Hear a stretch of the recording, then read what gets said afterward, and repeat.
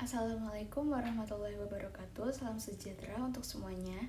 Hari ini saya akan mempresentasikan chapter 7 dari mata kuliah Akuntansi Dasar yang berjudul Fraud, Internal Control, and Cash. Sebelum memulai presentasi, izinkan saya memperkenalkan diri.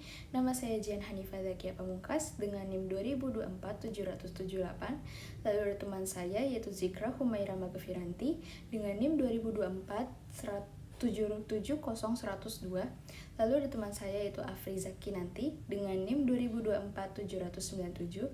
Lalu ada teman saya yaitu Nailah Mujahaya dengan NIM 2024-798. Yang pertama adalah fraud. Fraud merupakan penipuan atau tindakan tidak jujur dari seorang pekerja yang mengakibatkan keuntungan pribadi bagi pekerja tersebut dan memberikan kerugian bagi sang pemberi kerja. Contoh-contoh penipuan yang sering dilaporkan di media keuangan itu ada yang pertama, seorang pekerja gabuku pada sebuah perusahaan kecil mengalihkan tagihan pembayaran customernya sebesar 750.000 euro ke rekening pribadinya sendiri selama 3 periode.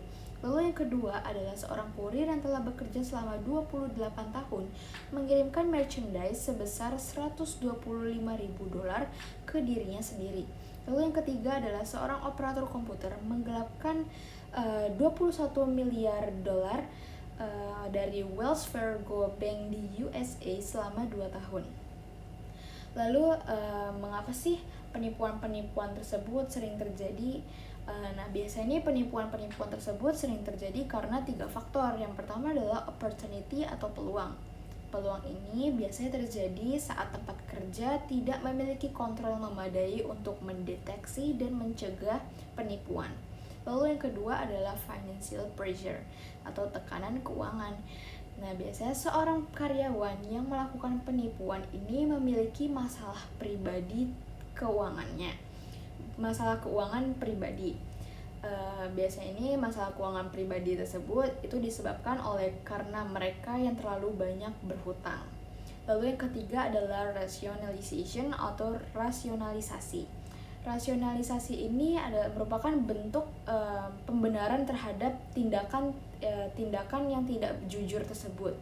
Jadi untuk membenarkan tindakan penipuan-penipuan tersebut, mereka merasionalisasikan tindakan tidak jujur tersebut. Lalu yang kedua adalah internal control. Internal control merupakan pengendalian internal atau suatu proses yang dirancang untuk memberikan keyakinan yang wajar mengenai pencapaian tujuan dari suatu perusahaan. Yang pertama itu adalah a control environment. A control environment ini merupakan tanggung jawab manajemen puncak untuk memperjelas bahwa organisasi ini sangat menghargai integritas dan segala bentuk tindakan yang tidak etis tidak akan ditoleransi. Lalu yang kedua adalah risk assessment. Risk assessment ini merupakan perusahaan ini harus menganalisis dan mengidentifikasi berbagai macam faktor yang dapat berisiko terhadap bisnis mereka. Dan mereka juga harus memberikan penanganan mengenai faktor-faktor yang dapat berisiko terhadap bisnis mereka. Lalu yang ketiga adalah control activities. Control activities ini dilakukan untuk mengurangi terjadinya penipuan. Maka dari itu, manajemen harus mendesain kebijakan dan prosedur. Lalu yang keempat adalah information and communication. Internal control system ini harus menangkap dan mengkomunikasikan segala bentuk informasi secara relevan. Lalu yang kelima atau yang terakhir adalah internal control system harus dimonitoring secara berkala untuk kecukupan modal mereka. Lalu ada principles of control activities. Yang pertama itu ada establishment of responsibility atau penetapan tanggung jawab.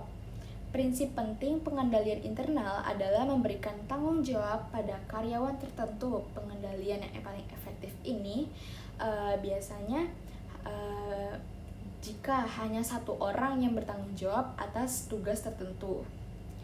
Lalu yang kedua itu ada segregation of duties, yaitu pemisahan kegiatan. Ada dua hal yang umum dalam penerapan prinsip-prinsip ini. Yang pertama itu adalah individu yang berbeda harus bertanggung jawab atas aktivitas terkait. Lalu yang kedua adalah tanggung jawab pencatatan. Tanggung jawab pencatatan suatu aset harus terpisah dari tanggung jawab fisik hak asuh atas aset tersebut. Alasan-alasan kenapa tugas ini harus dipisahkan itu karena pekerjaan seorang karyawan harus memberikan dasar yang dapat dia andalkan untuk mengevaluasi karyawan lainnya. Berikut ini merupakan contoh-contoh dari pemisahan kegiatan. Yang pertama adalah aktivitas pembelian. Perusahaan harus menugaskan pembelian terkait aktivitas pada individu yang berbeda. Aktivitas pembelian terkait itu meliputi pemesanan barang, lalu ada menyetujui pesanan, terus ada menerima barang, mengotorisasi pembayaran, lalu membayar barang atau jasa tersebut. Lalu yang kedua itu adalah aktivitas penjualan.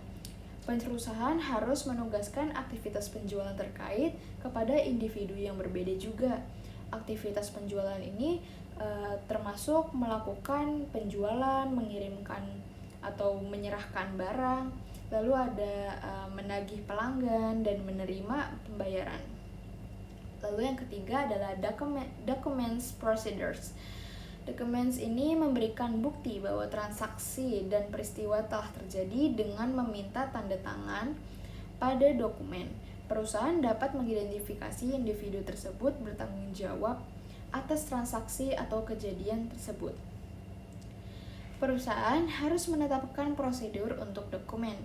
Yang pertama itu adalah bila memungkinkan perusahaan harus menggunakan dokumen yang diberikan nomor sebelumnya dan semua dokumen harus dapat dipertanggungjawabkan. Pra-penomoran ini membantu untuk mencegah suatu transaksi dicatat lebih dari sekali atau sebaliknya karena tidak tercatat sama sekali. Lalu yang kedua adalah sistem kendali harus mengharuskan karyawan segera meneruskan dokumen sumber untuk entry akuntansi ke Departemen Akuntansi. Tindakan pengendalian ini untuk membantu memastikan percatatan itu tepat waktu transaksi dan memberikan kontribusi secara langsung terhadap keakuratan dan keandalan akuntansi catatan. Lalu yang keempat adalah physical controls atau controls fisik. Penggunaan kontrol fisik ini sangat penting. Pengendalian fisik berhubungan dengan pengamanan aset dan meningkatkan keakuratan dan keandalan pencatatan akuntansi. Yang kelima adalah independent internal verification. Untuk memperoleh manfaat maksimal dari verifikasi internal independen ini, yang pertama itu perusahaan harus memverifikasi catatan secara berkala atau secara mendadak. Lalu yang kedua, seorang pegawai yang independen terhadap personel yang bertanggung jawab atas informasi tersebut harus melakukan verifikasi. Yang ketiga, perbedaan dan pengecualian harus dilaporkan kepada tingkat manajemen yang dapat mengambil tindakan perbaikan yang tepat. Yang keenam adalah human resource controls atau pengendalian sumber daya manusia. Kegiatan-kegiatan pengendalian sumber daya manusia ini meliputi yang pertama adalah karyawan obligasi yang menangani uang tunai. Kegiatan ini berkontribusi terhadap peminjaman uang tunai dalam dua cara. Yang pertama, perusahaan asuransi dengan hati-hati menyaring semua individu sebelum mendapatkan mereka ke polis, dan mungkin mereka juga dapat menolak pelamar-pelamar yang berisiko. Lalu yang kedua, perusahaan dapat mengadili secara tegas untuk semua pelaku-pelaku atau oknum tersebut. Lalu yang kedua adalah rotasi tugas pegawai dan mewajibkan pegawai untuk mengambil cuti. Langkah ini menghalangi karyawan untuk mencoba melakukan pencurian karena mereka tidak dapat menyembunyikannya secara permanen. Lalu yang ketiga adalah cakupan pemeriksaan latar belakang yang secara menyeluruh. Banyak yang percaya bahwa tindakan ini merupakan tindakan yang paling penting dan yang paling murah untuk menghindari pencurian dan penipuan oleh karyawan. Lalu tips-tips untuk melakukan Pemeriksaan latar belakang itu yang pertama adalah periksa untuk melihat apakah pelamar tersebut benar-benar lulus dari sekolah yang mereka cantumkan. Lalu yang kedua adalah jangan pernah menggunakan nomor untuk perusahaan sebelumnya yang diberikan oleh sang pelamar. Lalu ada limitation of internal control. Perusahaan umumnya merancang sistem pengendalian mereka untuk memberikan kewajaran, jaminan pengamanan aset yang tepat, dan keandalan catatan akuntansi. Konsep jaminan yang masuk akal bertumbuh pada premis bahwa biaya untuk menetapkan pengandalian prosedur tidak boleh melebihi dari manfaat yang diharapkan. Sebagai contoh, suatu toko mengalami pencurian dari salah satu seorang pelanggan. Toko ini dapat menghilangkan kerugian tersebut dengan meminta penjaga keamanan untuk mencari pelanggan tersebut saat mereka meninggalkan toko. Tapi, manajer toko telah menyimpulkan bahwa dampak negatif dari prosedur tersebut tidak dapat dibenarkan. Sebaliknya, mereka berusaha untuk mengendalikan kerugian akibat pencurian tersebut dengan prosedur yang lebih murah. Mereka memasang tanda yang bertuliskan kami berhak memeriksa semua barang-barang pribadi dari customer dan semua pencuri akan dituntut. Mereka menggunakan kamera tersembunyi atau CCTV dan detektif toko untuk memantau seluruh aktivitas pelanggan selama berada di toko, dan mereka memasang peralatan sensor di pintu keluar. Cash Receipts Controls atau kontrol penerimaan kas. Itu ada over the counter receipts atau penerimaan barang yang dijual bebas. Dalam bisnis retail, kontrol atas penerimaan kasir berpusat pada mesin kasir yang dapat dilihat oleh pelanggan. Penjualan tunai dimasukkan ke dalam kasir atau terminal point of sale dengan jumlah yang terlihat jelas oleh pelanggan. Kegiatan ini mencegah petugas penjualan memasukkan jumlah yang lebih rendah dan mengantongi selisihnya. Pelanggan menerima struk kasir dan diharapkan untuk menghitung uang kembalian yang diterima. Sistem untuk menangani penerimaan kas ini menggunakan prinsip pengendalian internal yang penting, yaitu pemisahan antara pencatatan dan penyimpanan fisik. Dalam beberapa kasus, jumlah yang disetorkan ke bank tidak sesuai dengan jumlah uang yang tercatat dalam catatan akuntansi berdasarkan pita kasir. Perbedaan ini sering terjadi karena petugas memberikan uang kembalian yang tidak benar kepada pelanggan retail. Dalam hal ini, perbedaan antara kas yang sebenarnya dan jumlah yang dilaporkan pada pita kasir dilaporkan dalam akun kelebihan dan kekurangan kas. Lalu ada mail receipts atau tanda terima surat. Semua tanda terima surat harus dibuka di hadapan setidaknya 2 orang petugas surat. Ini tanda terima ini umumnya dalam bentuk cek. Petugas surat harus mengesahkan setiap cek hanya untuk setoran.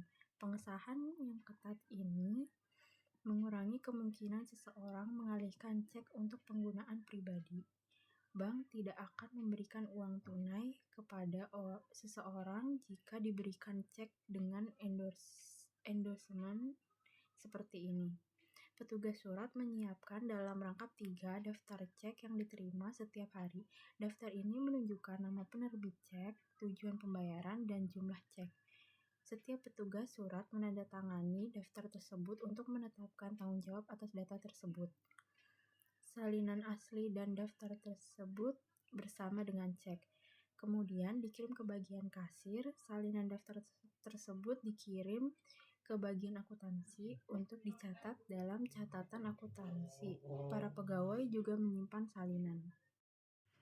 Cash Disbursement Controls atau pengendalian pengeluaran kas. Perusahaan mengeluarkan kas untuk berbagai alasan, seperti untuk membayar biaya dan kewajiban atau membeli aset. Umumnya, pengendalian internal atas pengeluaran kas lebih efektif jika perusahaan membayar dengan cek atau transfer dana elektronik atau EFT daripada dengan uang tunai. Satu pengecualian adalah pembayaran untuk untuk jumlah insidental yang dibayarkan dari kas kecil. Yang pertama itu ada voucher sistem controls atau control sistem voucher. Voucher adalah formulir otoritasi yang disiapkan untuk setiap pengeluaran. Perusahaan mengeluarkan voucher untuk semua jenis pengeluaran kas kecuali yang berasal dari kas kecil. Titik awal dalam menyiapkan voucher adalah mengisi informasi yang sesuai tentang kewajiban di bagian muka voucher. Faktur vendor menyediakan sebagian besar informasi yang dibutuhkan, kemudian seseorang karyawan di bagian utang usaha mencatat voucher tersebut atau dalam jurnal yang disebut register voucher dan memodifikasinya dengan tanggal pembayarannya. Perusahaan menerbitkan dan mengirimkan cek pada tanggal tersebut dan mencap voucher tersebut lunas. Voucher yang telah dibayar dikirim ke bagian akuntansi untuk dicatat dalam jurnal yang disebut register cek. Sistem voucher melibatkan dua entry jurnal. Satu untuk mencatat kewajiban ketika voucher diterbitkan dan yang kedua untuk membayar kewajiban yang terkait dengan voucher. Lalu ada petty cash fund atau dana kas kecil. Pertama itu membentuk dana kas kecil. Dua langkah yang penting dalam membentuk dana kas kecil adalah pertama, menunjuk penjaga kas kecil yang akan bertanggung jawab atas dana tersebut. Kedua, menentukan besarnya dana. Lalu ada melakukan pembayaran dari dana kas kecil. Pemegang kas kecil memiliki wewenang untuk melakukan pembayaran dari dana yang sesuai kebijakan yang ditentukan. Setiap pembayaran dari dana tersebut harus didokumentasikan pada buku kas kecil bernomor urut tercetak atau voucher kas kecil seperti gambar berikut. Lalu replenishing the petty cash fund atau mengisi kembali dana kas kecil. Ketika uang dalam dana kas kecil mencapai tingkat minimum, perusahaan mengisi kembali tersebut. Penjaga dana kas kecil mengajukan permintaan penggantian dana. Individu tersebut menyiapkan jadwal atau ringkasan pembayaran yang telah dilakukan dan mengirimkan jadwal tersebut, didukung oleh tanda terima kas kecil dan dokumentasi lainnya ke kantor bendahara. Kantor bendahara memeriksa tanda terima dan dokumen pendukung untuk memverifikasi bahwa pembayaran yang benar dari dana tersebut telah dilakukan. Bendahara kemudian menyetujui permintaan tersebut dan menerbitkan cek untuk mengembalikan dana ke jumlah yang telah ditetapkan. Pada saat yang sama, semua dokumen pendukung dicap lunas sehingga tidak dapat diajukan lagi untuk pembayaran. Sebagai ilustrasi, asumsikan pada tanggal 15 Maret, kustodian kas kecil Zut CTD meminta cek sebesar $2.610.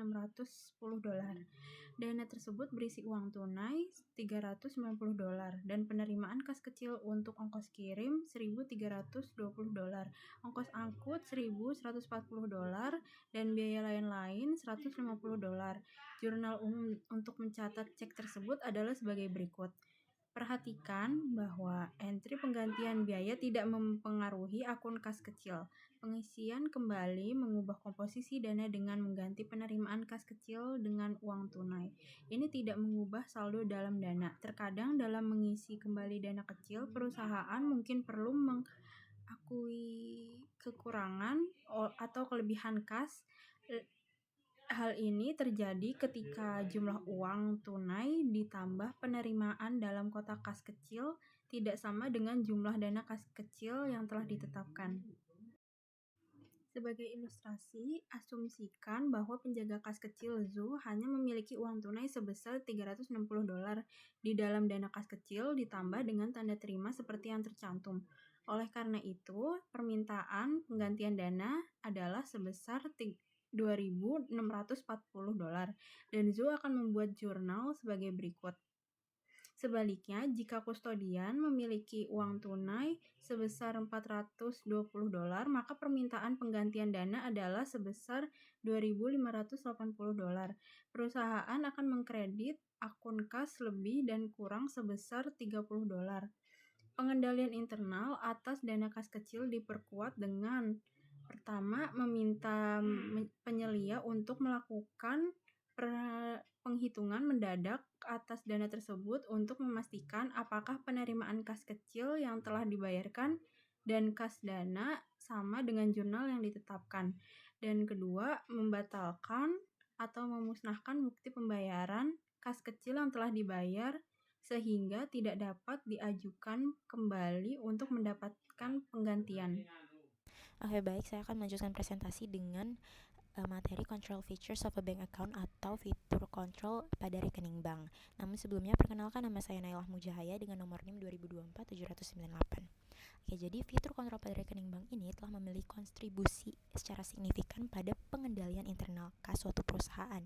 Kayak contohnya, dia tuh udah meminimalkan jumlah uang di tangan, kemudian menciptakan pencatatan berganda atas transaksi bank yang mana yang dimaksud dengan pencatatan berganda ini adalah ada kredit dan juga debit di dalam pencatatan tersebut, sehingga ketika terjadi kesalahan itu akan langsung ternotis nih sama perusahaan, ditandai dengan ketidakbalansan di saldo akhirnya, dan itu bisa langsung diperbaiki. Nah, kemudian sebagai penyimpanan yang menjamin keamanan kas perusahaan. Lalu juga yang terakhir adalah sebagai rekonsiliasi bank yang akan dijelaskan di slide-slide selanjutnya. Oke. Jadi udah banyak nih perusahaan yang memiliki lebih dari satu rekening bank. Misalnya Exxon Mobil yang ada di Amerika Serikat. Dia itu kan udah punya lebih dari 100.000 karyawan ya. Jadi dia tuh udah menggunakan lebih dari satu rekening bank untuk penggajian para karyawannya, kayak gitu. Jadi memudahkan si perusahaan tersebut untuk memberi gaji kepada karyawannya. Nah, kemudian juga dengan perusahaan dapat mengelola beberapa rekening bank, itu bisa memiliki lebih dari satu sumber pinjaman jangka pendek. Seperti itu. Selanjutnya ada making bank deposits atau membuat setoran ke bank. Jadi biasanya tuh perusahaan nyuruh pegawainya untuk menyetor ke bank, namun pada saat setorannya itu harus didokumentasiin dengan slip setoran atau biasa disebut tiket. Nah, seperti contoh pada gambarnya itu, lembarnya itu harus jelas mulai dari nomor kode banknya, terus transaksinya nomor keberapa, lalu juga total transaksinya itu berapa, kayak gitu. Next ada writing checks atau penulisan checks. Namun sebelumnya kita harus tahu nih, checks itu apa sih? Checks itu adalah perintah tertulis yang dibuat sama deposan atau penabung kepada bank dan menyuruh bank ini untuk membayar sejumlah uang kepada penerima yang ditunjuk. Nah, pada checks ini itu harus terdiri dari siapa sih yang membuat, terus juga siapa yang menerima dan siapa yang bayar. Nah, kita bisa lihat nih dari contohnya. Di situ ada maker atau yang membuat tuh siapa. Nah, yang membuat di situ tertulis bahwa ada perusahaan Craig Gorman yang membuat. Kemudian yang menerima itu KAB Wholesale Supply dan yang membayar itu adalah Bloom Bank French. Jadi intinya di situ si Craig Gorman yang menjadi deposan itu membuat si checks ini kepada Bloom Bank French untuk dikasih ke KAB Wholesale Supply sejumlah uang tersebut. Nah, kayak gitu. Nah, selanjutnya itu ada Electronic Fund Transfer atau EFT, atau bahasa Indonesianya itu adalah transfer dana elektronik.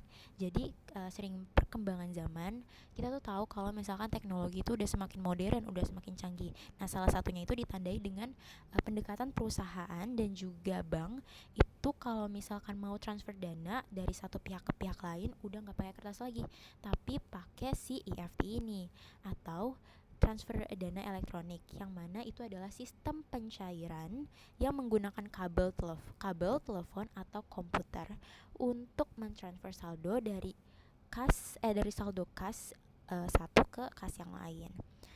Oke.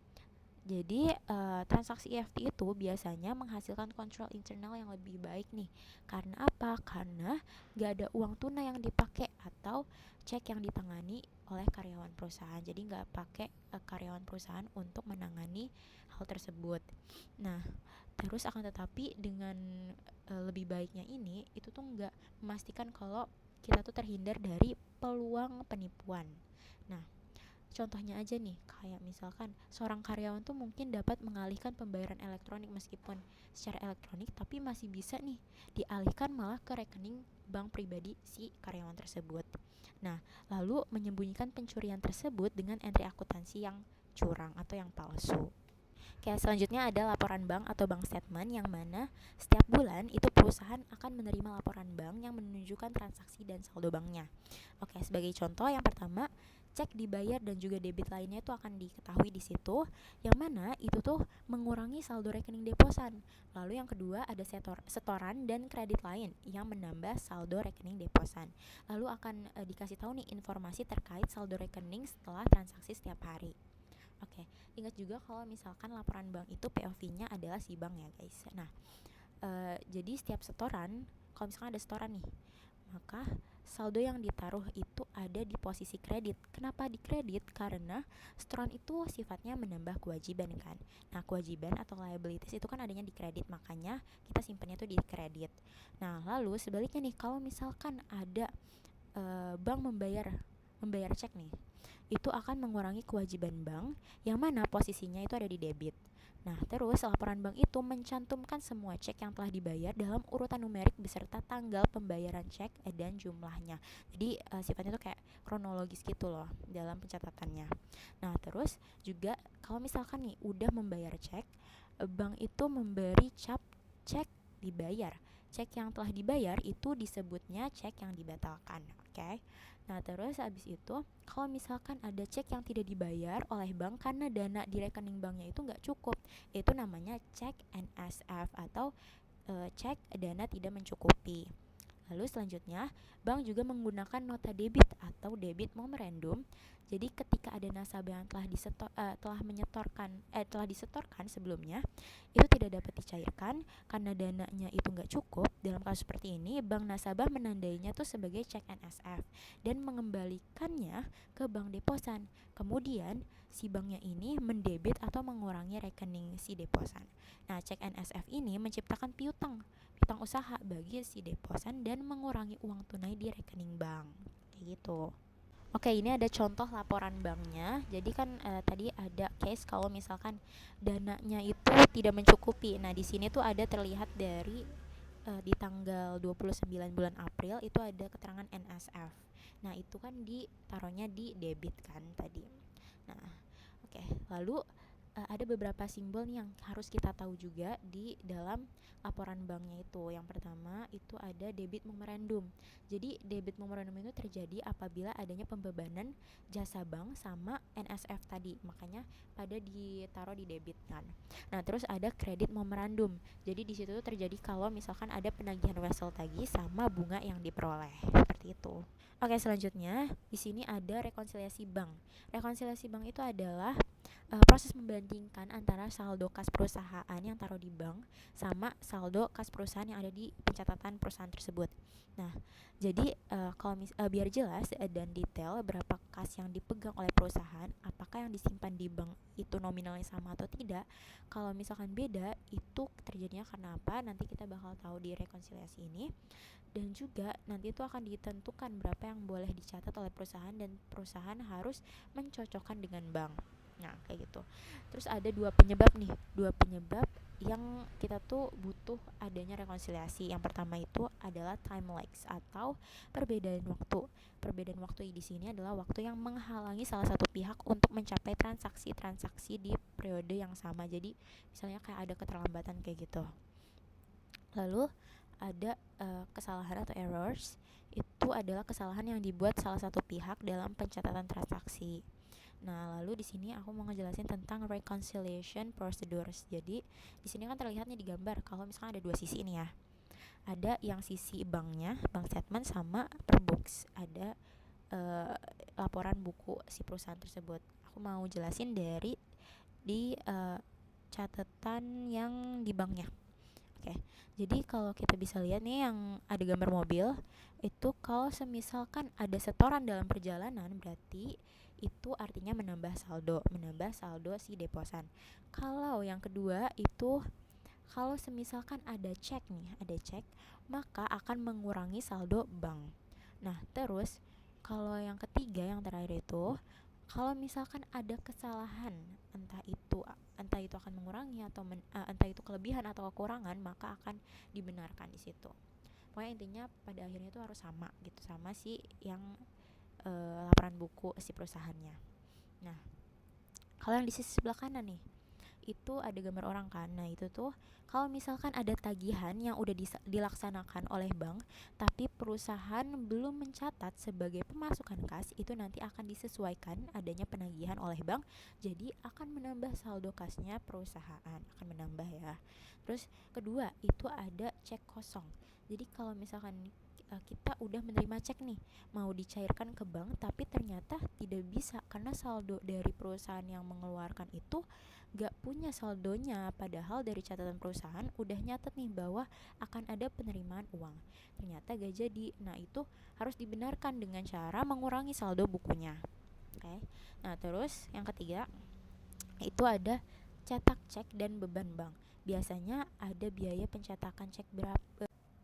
Selanjutnya ada reconciling item per bank, yang mana adalah rekonsiliasi item banknya. Oke, yang pertama itu ada deposit in transit, setoran dalam perjalanan, yang tadi itu menambah saldo si banknya kan. Nah, itu adalah simpanan yang sudah dicatat oleh deposan atau penabung tetapi belum dicatat oleh bank. Jadi kayak misalnya pada hari Jumat perusahaan itu sudah mencatat bahwa ada uang yang disetorkan ke bank sejumlah 10 juta. Tapi karena hari Jumatnya itu antriannya panjang sehingga orang yang ditugaskan ini gak sempat nih untuk menyetorkan uangnya ke bank, atau bahkan sudah disetorkan ke bank tapi pencatatannya belum update. Nah, ketika itu adalah hari akhir bulan dan perusahaan harus mencatat berapa nominal yang terjadi sedangkan uangnya masih belum masuk ke bank, jadi kayak masih di transit, belum semuanya masuk, itu maka akan terjadi selisih antara catatan perusahaan dengan rekening dari banknya. Nah, di banknya itu belum ada uang yang masuk, tapi di perusahaan sudah dianggap ada penyetoran ke bank sebesar 10 juta. Maka ini perlu direkonsiliasi dan dicocokkan. Kayak gitu. Oke, selanjutnya ada outstanding checks atau cek beredar yang akan mengurangi saldo banknya. Nah, itu adalah cek telah diterbitkan dan dicatat oleh perusahaan tetapi belum dibayar oleh bank. Kayak contohnya tuh terkadang perusahaan mengeluarkan cek untuk membayar berbagai kebutuhan, tapi belum tentu si yang menerima cek ini langsung mencairkannya ke bank. Jadi terkadang ceknya masih dalam bentuk uang. Di perusahaan sudah mencatat bahwa adanya uang yang keluar dari cek tadi sehingga saldo kas berkurang, sedangkan di sisi banknya karena orang yang memegang cek belum mencairkan uangnya sehingga saldonya itu masih utuh di bank. Nah, ini tuh nanti menimbulkan selisih juga nih antara saldo bank dan juga saldo pencatatan perusahaan. Makanya harus direkonsiliasi. Nah, terus yang ketiga itu ada bank errors atau kelebihan ataupun kekurangan. Jadi di situ ada kesalahan pencatatan seperti mencatat perubahan saldo bank yang terlalu tinggi atau rendah. Nah, itu sih natural ya kesalahannya dari manusianya itu sendiri, kayak human error gitu. Jadi kita hanya bisa mengantisipasi aja nih, terutama untuk mencatat angka itu sering kebolak-balik kan. Nah, tapi dengan adanya kesalahannya itu bisa direkonsiliasi kok dengan rekonsiliasi bank ini gitu. Oke, selanjutnya ada reconciling item per books, yang mana yang pertama itu ada deposit yang menambah saldo. Nah, jadi setiap pendapatan transfer kayak misalnya EFT gitu dari pelanggan yang belum dicatat oleh perusahaan dapat ditambahkan ke saldo per bukunya. Nah, lalu selanjutnya ada others payment atau pembayaran, itu akan mengurangi saldo. Jadi setiap pembayaran yang belum dicatat oleh perusahaan seperti NSF, terus memo kredit, memo debit. Memo kredit tuh adalah pendapatan bunga, kalau memo debit itu biaya layanan bank, yang mana itu tuh bisa mengurangi saldo per bukunya. Nah, lalu kemudian ada book errors. Jadi itu adalah kesalahan pencatatan seperti pencatatan perubahan saldo buku yang kelebihan atau kekurangan. Nah, contohnya itu kayak misalkan nih, kita lihat nih di gambarnya, itu ada di tanggal 12 April misalkan, kan di situ di cek nomor 443 itu harusnya kan 1.226 euro kan. Tapi misalnya yang dicatat di buku itu malah 1.262. Nah, di situ kan ada kelebihan sekitar 36. Maka nantinya perusahaan akan mengurangi saldo per bukunya sebesar 36 euro. Kayak gitu. Selanjutnya menjelaskan tentang pelaporan kas. Kas terdiri dari koin, mata uang, uang kertas, cek, wesel, dan uang disimpan di tangan atau uang yang disimpan di bank atau tempat penyimpanan yang serupa. Jadi, perusahaan melaporkan kas dalam laporan yang berbeda. Yang pertama, Statement of Financial Position, dan yang kedua, Statement of Cash Flow. Jadi, Statement of Financial Position itu menjelaskan atau melaporkan jumlah kas yang tersedia pada suatu titik waktu yang tertentu. Sedangkan Statement of Cash Flow menunjukkan sumber dan penggunaan kas selama suatu periode waktu tertentu. Jadi, pada kali ini saya akan menjelaskan tentang Statement of Financial Position karena Statement of Cash Flow sudah dijelaskan atau sudah dibahas pada bab 1. Ketika disajikan dalam Statement of Financial Position, cash on hand, cash in banks, dan petty cash sering digabungkan dan dilaporkan hanya sebagai cash. Karena cash merupakan aset paling liquid yang dimiliki oleh perusahaan. Cash umumnya tercantum terakhir di bagian aset lacar dalam laporan posisi keuangan atau sesuai standar IFRS, yaitu International Financial Reporting Standards. Selanjutnya, saya akan menjelaskan bagaimana cara membuat Statement of Financial Position. Yang pertama, kita harus menuliskan nama perusahaan. Yang kedua, tulisan Statement of Financial Position.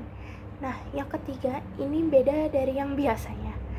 Kalau biasanya itu tulisannya for a month and up, bulan, tanggal, dan tahun, berbeda dengan Statement of Financial Position yang dituliskan pada tanggal itu juga. Misal, kita mencatat pada tanggal Oktober 31, 2020, kita menuliskan Oktober 31 tahun 2022, tidak ada tulisan for a month and up.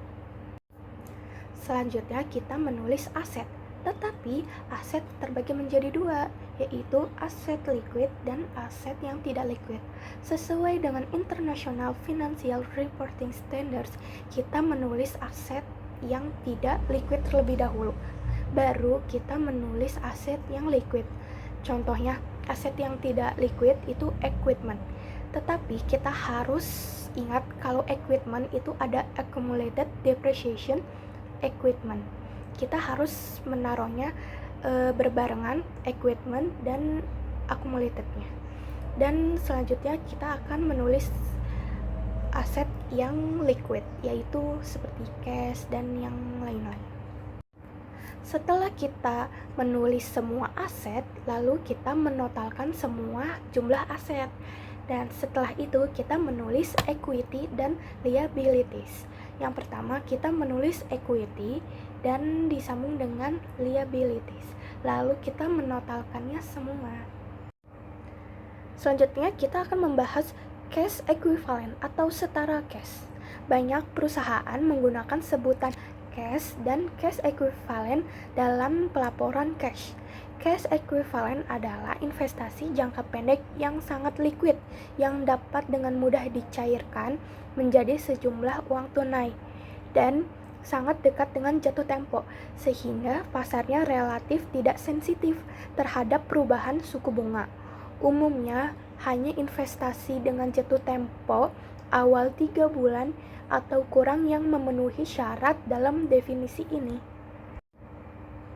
Contoh cash equivalent. Yang pertama, deposito berjangka. Yang kedua, surat berharga komersial, surat berharga perusahaan jangka pendek. Yang ketiga, reksadana pasar uang. Dan yang keempat, surat utang yang diterbitkan oleh perusahaan dengan jatuh tempo kurang dari 90 hari. Selanjutnya, restricted cash atau kas terbatas. Suatu perusahaan mungkin mempunyai kas terbatas, kas yang tidak tersedia untuk penggunaan umum, tetapi dibatasi untuk tujuan khusus.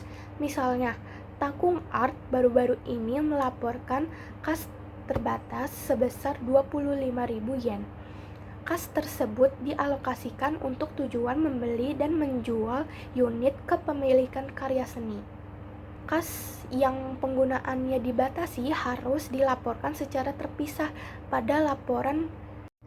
Jika perusahaan berharap untuk menggunakan kas terbatas, dalam tahun berikutnya perusahaan melaporkan jumlah tersebut sebagai aset lancar. Jika tidak demikian, perusahaan melaporkan dana terbatas sebagai aset tidak lancar. Contoh situasi restricted cash. Yang pertama, jaminan pinjaman. Perusahaan mungkin diminta menyimpan sejumlah kas sebagai jaminan untuk pinjaman tertentu yang hanya dapat digunakan jika perusahaan gagal untuk memenuhi kewajibannya. Yang kedua, dana cadangan untuk obligasi. Beberapa perusahaan diwajibkan menyimpan dana di rekening terpisah untuk membayar bunga atau pokok dari obligasi yang mereka terbitkan. Yang ketiga, pembayaran klaim atau kewajiban tertentu. Dana yang dialokasikan untuk membayar klaim asuransi atau penyelesaian hukum mungkin dianggap sebagai restricted cash. Nah, yang terakhir, ketentuan kontrak. Dalam beberapa perjanjian bisnis atau sewa, perusahaan harus menyisihkan kas sebagai jaminan bahwa mereka akan mampu memenuhi kewajiban kontraktual. Sekian penjelasan dari kelompok kami, kurang lebihnya mohon maaf. Wassalamualaikum warahmatullahi wabarakatuh.